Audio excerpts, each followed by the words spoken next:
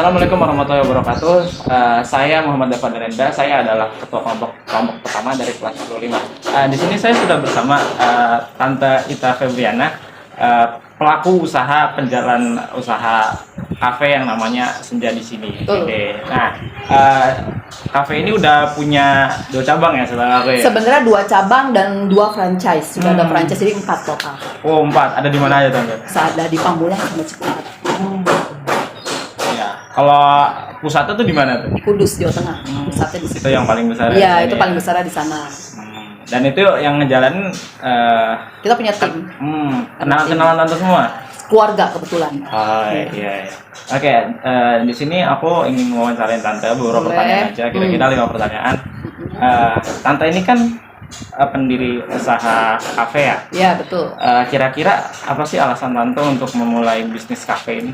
Alasan utamanya untuk mencari ladang untuk pensiun ya setelah bekerja. Yeah. Karena setiap kita bekerja itu kan ada masa aktif, ya kan? Biasa umur 55 ya. Nah, itu gimana kita mempunyai suatu usaha yang bisa kan backup kita nanti setelah kita nggak ngantor. Jadi itu punya usaha sebisanya di saat kita bekerja kita rintis juga. Ini yang akan backup, itu alasannya. Salah satunya peristiwa COVID kemarin ya. Yeah. Nah, perusahaan tante pilot tempat tante bekerja, tapi ini alhamdulillah tetap berjalan. Itu fungsinya usaha salah satu semuanya. Iya, betul, punya pegangan untuk masa tua ya. Iya. Pertanyaan kedua, jadi usaha kafe ini kan emang udah ada di mana-mana ya. Betul. Menurut aku, apa sih yang beda usaha kafe ini sama usaha makanan-makanan lain kayak restoran besar atau seperti apa gitu? Kita mesti berinovasi terus sih dari segi riset, itu harus. Dan caranya mudah, kita rajin browsing aja, rajin cari. Jadi nggak ada alasan nggak bisa ya, pasti bisa. Pertama kayak konsep-konsep tempat Konsep, kafe. betul. Karena kan itu kunci utamanya dari kafe. Ya, juga. kita memang sasarannya pelajar ya. Jadi worth it buat pelajar harga-harganya seperti itu. Oke. Selanjutnya gimana sih tante ini mengembangkan usaha kafe ini dari awal sampai bisa jadi kayak sekarang nih? Sekarang lebih mudah ya, karena kan kita bisa ngiklan di mana saja ya. Platform kan banyak, dan ya gratis kan. Ya? Dari akun-akun medsos juga banyak. Itu lebih mudah sekali seperti itu. Dan kita selalu ada promo, salah satunya Jebak Barokah. Kita sebar brosur-brosur seperti itu. Itu harus rajin ya. Iya. Harus rajin benar-benar, karena untuk mendapatkan pelanggan itu nggak bisa kita cuma dengan diam. Kita harus peran aktif. Nah, kita butuh tim. Jadi nggak bisa memulai suatu usaha itu sendiri, nggak bisa, harus punya tim. Karena akan berat ya. Betul. Iya. Betul. Ya. Tentunya sesukses apapun atau sebesar apapun peluang dari usaha kafe ini pasti akan menemui cobaan juga. Betul, ya. pasti. Nah, kira-kira tantangan apa aja sih yang udah tante hadapi selama ini dalam memulai usaha ini? Salah satu dari karyawan ya. Karyawan, kita punya karyawan, kita rekrut, berhenti, dia buka resep sendiri.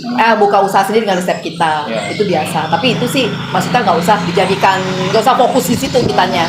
Tetap berkembang aja, tetap mempromosikan. Mungkin usaha setipe banyak ya. Kadang-kadang dalam sehari ada kita cuma memasukkan 7.000 tuh ada. Tapi nggak usah fokus di situ. Kita tetap promo aja. Tetap ada. Saingan tuh banyak banget memang. Cuma kita pede aja, yakin aja. Kalau kita jualan pasti ada yang beli. Itu aja prinsipnya. Ya, fokus sama. Iya, fokus kita aja. Sendiri ya. Iya. Oke. Kita jualan pasti ada yang beli kok. Gitu aja. Oke.